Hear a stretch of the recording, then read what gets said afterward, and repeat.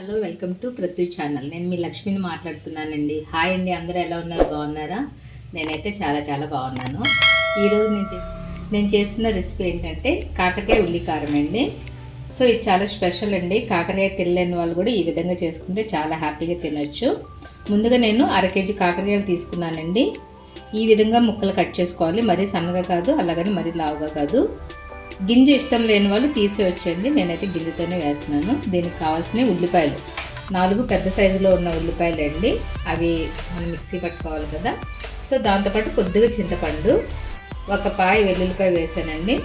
పసుపు, కారం, ఉప్పు. స్టార్ట్ చేస్తున్నాను. నేను ఆల్రెడీ స్టవ్ వెలిగించి బాండి పెట్టి ఆయిల్ కూడా వేసాను. ఆయిల్ అయితే దీనికి కొద్దిగా ఎక్కువే పడుతుందండి. ముందుగా ఆయిల్ హీట్ ఎక్కింది కదా, కాకరకాయ వేసేద్దాం. ఇలా కాకరకాయ మొత్తం వేసేద్దాం.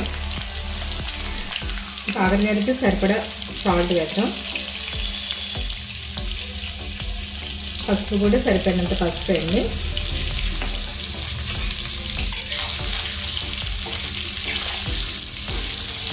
ఇవి బాగా మగ్గాలండి కాకరకాయ అనేది.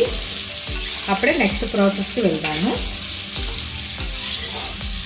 అలానే హైలో పెట్టకండి, సిమ్లో పెట్టే వేయించండి. ఇప్పుడు మూత తీసి చూద్దామండి.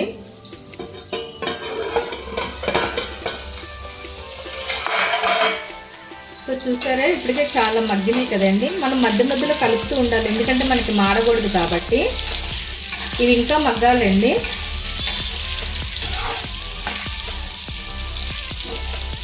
ఇప్పుడు మనం నెక్స్ట్ ఏంటంటే మిక్సీ జార్ తీసుకుందాం. నేను ఇందాక చెప్పడం మర్చిపోయానండి. దీనిలో చిన్న చెక్క వేసుకోవాలి, 2 యాలకులు, లవంగాలు 4. ఇప్పుడు ఈ ముందుగా మిక్సీ పట్టేద్దాం. ఇప్పుడు మిక్సీ అయింది కదండి. సో ఇప్పుడు మనం చింతపండు వేసేద్దాం. నెక్స్ట్ ఈ ఉల్లిపాయలు,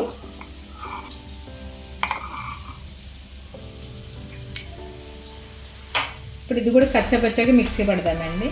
సో చూస్తున్నారు కదండి, ఉల్లిపాయలు ఈ విధంగా కచ్చాపచ్చాయిన తర్వాత నేను 1/2 స్పూన్ పసుపు వేసాను. ఇందాక ఆల్రెడీ కర్రీలో కూడా వేసాను. ఇప్పుడు నేను దీనిలో ఒక 5 స్పూన్లు కారం వేస్తున్నానండి. మీరు కూడా మీకు తగ్గినంత కారం వేసుకోండి. ఇప్పుడు ఏం చేస్తున్నానంటే ఈ వెల్లుల్లిపాయలు కూడా దీనిలో వేసేస్తున్నాను.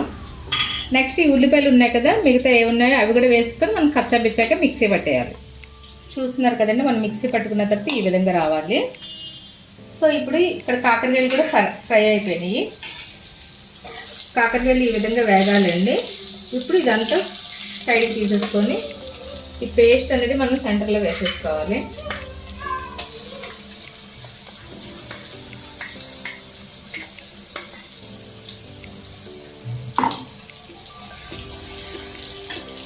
ఇప్పుడు ఈ ఉల్లిపాయలకి తగినంత ఉప్పు మనం వేసుకోవాలండి. ఇందాక పసుపు, కారం వేసాం కదా, ఇప్పుడు ఉప్పు వేస్తున్నాము. ఇప్పుడు ఇదంతా కూడా సిమ్లోనే మనం ఫ్రై చేసుకోవాలండి. ఇలా మీరు కూడా ట్రై చేయండి. టేస్ట్ అయితే చాలా బాగుంటుందండి. ఇది 1 వీక్ అయినా సరే మనకి బయట ఉన్నా కూడా ఫ్రై అనేది ఏం పాడవదండి, అంత బాగుంటుంది.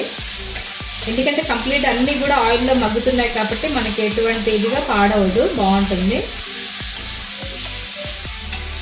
ఇది ఇప్పుడు బాగా మగ్గాలండి. ఇది కూడా మనం సిమ్లో పెట్టి ఫ్రై చేసుకోవాలండి. ఇప్పుడు మూత తీసి చూద్దామండి. చూస్తున్నారా, బాగా మగ్గింది కదా.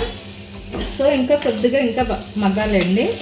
ఈ టైంలోనే మీరు ఉప్పు కూడా చూసుకోవచ్చు. ఉప్పు సరిపోకపోతే ఉప్పు మళ్ళీ వేసుకోవచ్చు. కానీ ఇలా ట్రై చేయండి, టేస్ట్ అయితే చాలా బాగుంటుంది. చేదు అనేది ఉండదండి కాకరకాయ. సో మీరు కంపల్సరీగా ట్రై చేసి టేస్ట్ ఎలా ఉందో నాకు చెప్పండి. ఇది బయట ఈ కర్రీ ఇలా ఉంచినా కూడా 1 వీక్ అయినా సరే ఏం పాడవదండి. సో ఇంకా కొద్దిగా మనం మగ్గిద్దాము, మూత పెట్టాలి కదండి. ఇప్పుడు మూత తీసి చూద్దాము. కంప్లీట్గా ఫ్రై అయిపోయిందండి. ఆయిల్ కూడా సపరేట్ అవుతుంది కర్రీలోంచి. బాగా ఫ్రై అయింది కదండి. సో ఇప్పుడు ఏమైనా ఉప్పు టేస్ట్ చేయాలనుకుంటే కనుక ఇప్పుడే ఉప్పు టేస్ట్ చేసి సరిపోతే ఇప్పుడు ఉప్పు వేయండి. అంతేనండి, చాలా సింపుల్. అసలు కాకరకాయ ఇష్టం లేని వాళ్ళు కూడా ఈ విధంగా ఫ్రై చేస్తే చేదు అనేది ఉండదు, హ్యాపీగా తినేస్తారు. ఇంకా మనం ఇది బౌల్లోకి సర్వ్ చేసేసుకుందాం. చూస్తున్నారు కదండి, ఎంతో రుచికరమైన కాకరకాయ ఉల్లికారం అయితే రెడీ అయిపోయింది. సో మీరు ఇలాగే ట్రై చేయండి. టేస్ట్ ఎలాగుందో నాకు కంపల్సరీగా చెప్పండి. మీ సపోర్ట్ అనేది మా ఛానల్కి ఎప్పుడు ఇలాగే ఉండాలండి. ఓకే ఫ్రెండ్స్, చూస్తున్నారు కదా ఈరోజు చేసిన స్పెషల్ కాకరకాయ ఉల్లికారం. మీకు కనుక నచ్చినట్టయితే లైక్ చేయండి, షేర్ చేయండి, కమెంట్ చేయండి. అలాగే సబ్స్క్రైబ్ చేయడం మాత్రం మర్చిపోకండి.